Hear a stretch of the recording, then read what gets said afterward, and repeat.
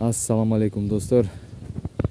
Muna көпчүлүк жемди сурап атат. Кандай жем алып келип атасың?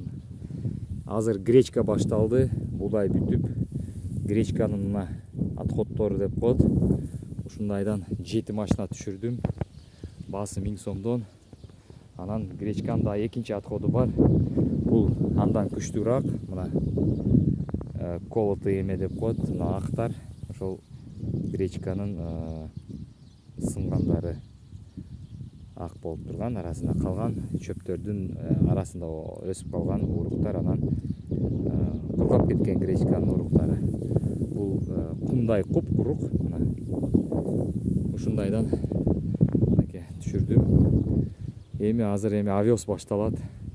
Место даярдаш керек, бир 20 машина овес түшүрсөм жакшы болмок. Гречкадан дагы бар экен, бирок гречка бир аз мынасы жакшы, салмактуу болот.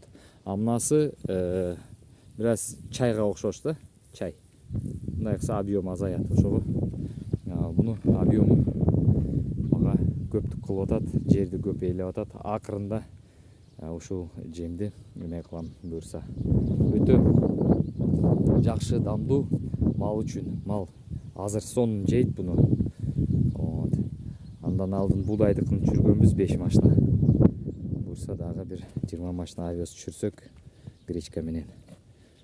Сурагандарга ушул машинасы 1000 сом.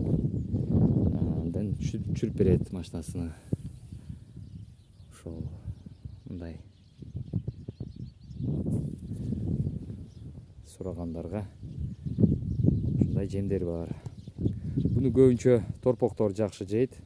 Муну койлор жакшы жейт. Муну торпоктор жейт, уйлар жакшы жейт.